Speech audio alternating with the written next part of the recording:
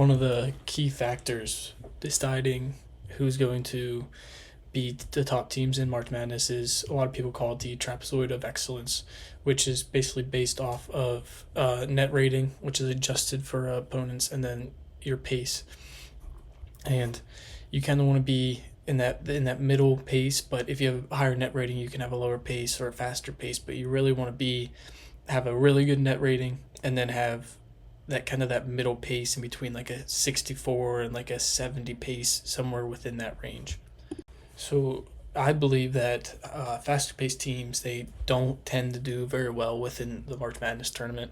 Now Alabama, they did make the Final Four a year ago last year, but they had lost to UConn, who kind of plays at that slower pace and had a really good net rating last year. They obviously ended up winning the national championship, but because UConn, who plays that slower pace, was able to slow Alabama down, were not able to kind of do what they would like to do on UConn. And then some other notable teams that have played at that faster pace, along with Alabama a year ago, was Kentucky last year, Arizona last year, and Florida last year, who were all kind of on that right side of the graph. And we saw Kentucky obviously lose to Oakland in the first round because of how fast they played. They just weren't able to do what they wanted against Oakland. Florida lost to Colorado, where if you look, Colorado's right in the middle. They kind of play at a significantly slower pace than what Florida does, and they were able to slow Florida down. Even though they still both scored 100 points, they were still able to slow Florida down.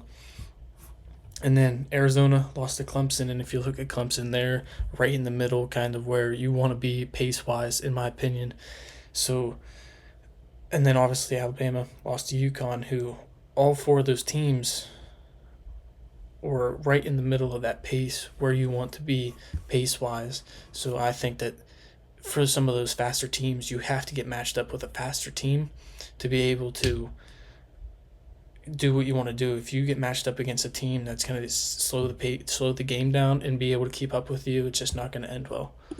And then for some of the slower teams, Houston lost to Duke, who kind of sped it up a little bit, but is right in that range of where you want to be.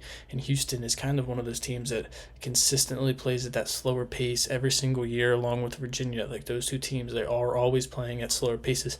And then South Carolina lost to Oregon, and South Carolina over here on the left side plays at kind of like that, we're at 63.5 like pace range. And Oregon is kind of closer to that 67, so they sped the game up, and that's how they were able to beat South Carolina, because South Carolina was just not able to kind of keep up with them. And to go along with last year's bracket, you want to be within that 64, in that like 69, 70 range, because last year the Elite Eight, which was UConn, Illinois, Clemson, Duke, NC State, Purdue, and Tennessee, and Alabama, 7 of the 8 teams landed within that like 64 to 69-ish range, Alabama being the only one, and they were that complete outlier who played Charleston in the first round, then Grand Canyon, then beat North Carolina, who was another kind of semi-fast-paced team, and then they had beaten Clemson, who in the Elite Eight, and then they ended up losing in the Final Four. So it's kind of one of those things where if they get some teams that are faster paced, they're going to be able to beat them. But teams that slow them down, you're not going to be able to win games like that. And then if you look at this year, some of these teams that are kind of notable is obviously Alabama's still way to the right. They're still playing at that extremely fast pace. And then Houston, they're still way over there on the left, playing at that extremely slow pace. But some of the teams that kind of are right there in that good pace range is Tennessee's right outside of it. They could honestly probably play at a little bit faster pace and they'd be a lot more comfortable, but they are still kind of right there. Texas Tech plays at a really good pace. Same with Duke. Same with Auburn. Florida is kind of right there in that range. Maryland, Gonzaga, Arizona, St. John's is kind of right there. Michigan State, Marquette, who's kind of fallen off here at the later ends of the year, Purdue, Texas A&M, like a lot of these teams are kind of right there within that range of being in a good spot where they should want to be. And then some of those other teams that play way too fast, New Mexico, Illinois, Kentucky, if they get matched up with a team that's going to slow the game down, they're just not going to be able to keep up with them, and they're just not going to be able to do what they want to do. And then, and honestly, another key thing within the trapezoid of excellence is your net rating. You kind of want to be right around that 22 range and be maybe a little bit higher than 22, but 22 is kind of like that floor to where you want to be. And last year, those teams that were in the Elite Eight, Alabama and Illinois, were right there on that net rating. They had like a 21.5 range of a net rating. UConn, Purdue, Duke, and Tennessee all exceeded that floor, all had great net ratings. And then Clemson and NC State were the only two teams who were outside of that 22 kind of floor, and they were a lot lower than but they were still able to get there based off of kind of where they were pace range. And then if you kind of look here at this year in that same kind of area where we want to see teams in that 22 and higher range, we obviously have teams like Clemson kind of right there.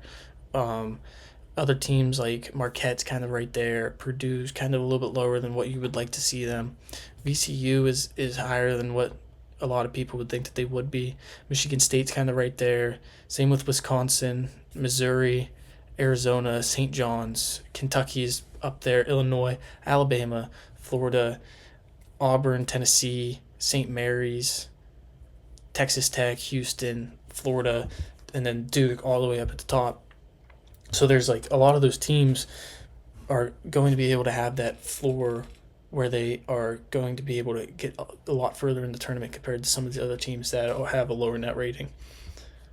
And then if you kind of put the two together, some of these teams that are really going to be able to fit in, and you should really have them going pretty far in your bracket, is Duke, Tennessee's right there, Texas Tech, Auburn, Florida, Gonzaga, Maryland, Arizona, St. John's, Missouri, Michigan State, and Wisconsin are kind of both right there.